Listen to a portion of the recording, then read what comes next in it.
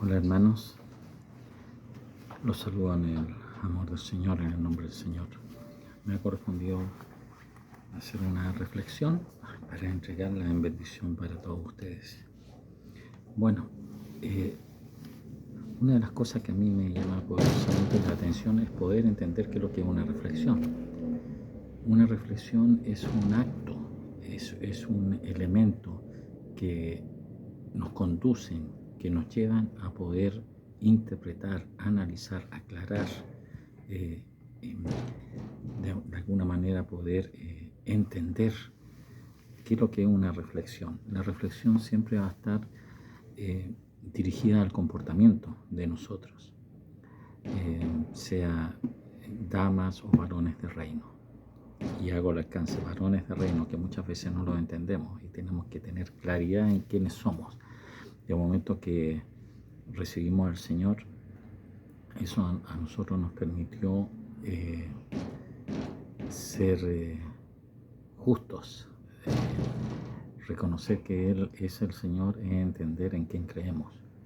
Distinto a ser lo que se nos va a deparar a futuro con la salvación, que es un proceso constante. Es un proceso constante porque en el fondo, en el día a día, tenemos que estar clavando una cruz y ponernos a cuenta con el Señor de todas las situaciones que podamos hacer o puedan suceder durante el día. Y pueden ser de situaciones mínimas hasta las más complejas. Es como tratar de decir, digamos, una mentira blanca. Qué terrible. No es la mentira blanca, es cosas que no deben ser. Que muchas veces todos, me incluyo, podemos cometer errores. Pero el Señor nos llama de alguna manera a estar a su estatura. Él, en su gran misericordia, nos va a ir confrontando y enseñando una y otra vez qué es lo que debemos hacer y hacia dónde debemos ser dirigidos. Por eso es tan importante congregarnos, por eso es tan importante recibir directriz, por eso es tan importante entender ciertos conceptos que muchas veces no van a ser difíciles de entender, pero para eso están los siervos, para esto están los liderazgos, para esto están las células, para eso estamos nosotros con un corazón dispuesto, una actitud dispuesta a ser enseñables. Hay varios conceptos que a mí me llaman poderosamente la atención. El concepto de apostasía. Hoy en día hemos visto cómo la congregación ha sido bendecida y ha ido creciendo, y muchos hermanos y hermanas se acercan a la fe para que de alguna manera, a través de la palabra y de la directriz que le entrega el Espíritu Santo a los siervos, nos puedan ir preparando, enseñando, de alguna manera generando entendimiento en nosotros y podamos entender qué es lo que es la fe, qué es lo que es el ser cercano al Señor y que de alguna manera nos sigamos acercando y reconociendo quién es Él.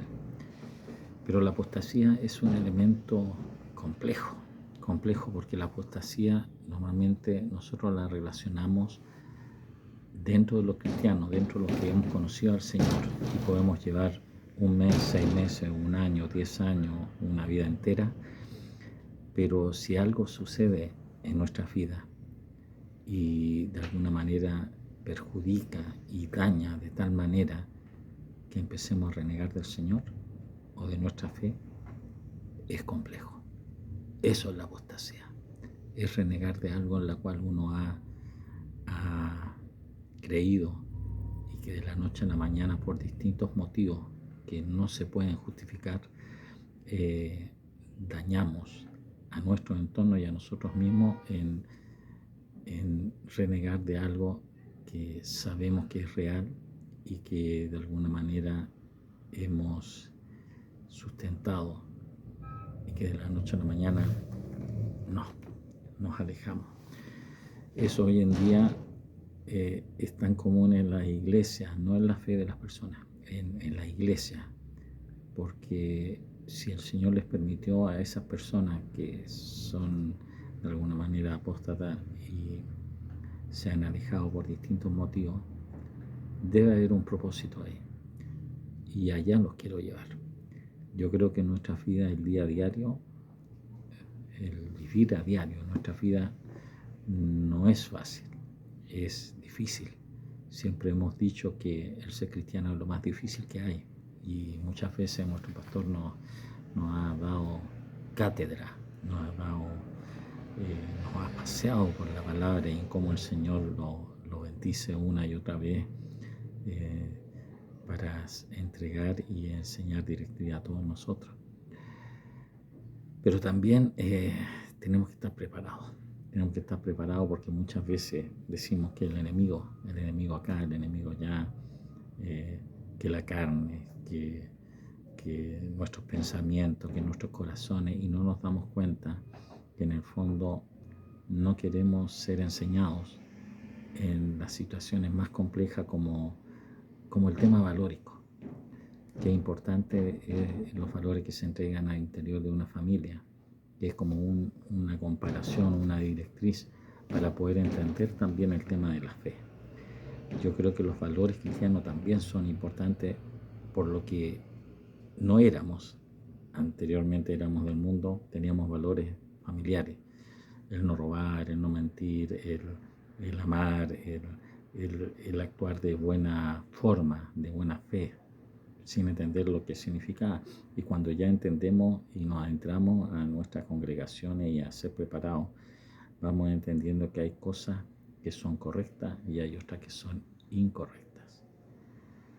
Una de las formas correctas de actuar es amar al prójimo, es aprender a perdonar. Y yo sé que para muchos de nosotros ha sido muy complicado.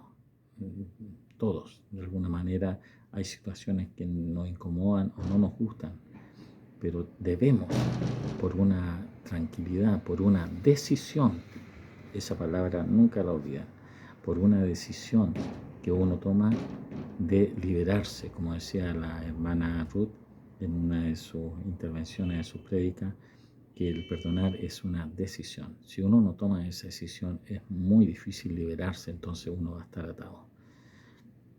El lado incorrecto de las cosas también sucede cuando mostramos imágenes que no debiéramos cuando ya estamos en el Señor, pero sigue sucediendo por distintos motivos, por no ser sancionados, por no, de alguna manera, no ser objetados, y no nos damos cuenta que nosotros mismos lo estamos dañando, nosotros mismos. Entonces, reflexionar sobre esto sí es importante.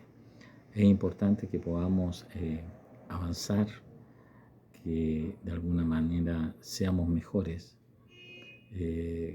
no solamente personas, sino que cristianos, porque los demás siempre van a estar mirando si actuamos de buena o mala fe. Pero el avanzar pasa por actuar de la manera más correcta posible, y esa corrección la entrega la palabra.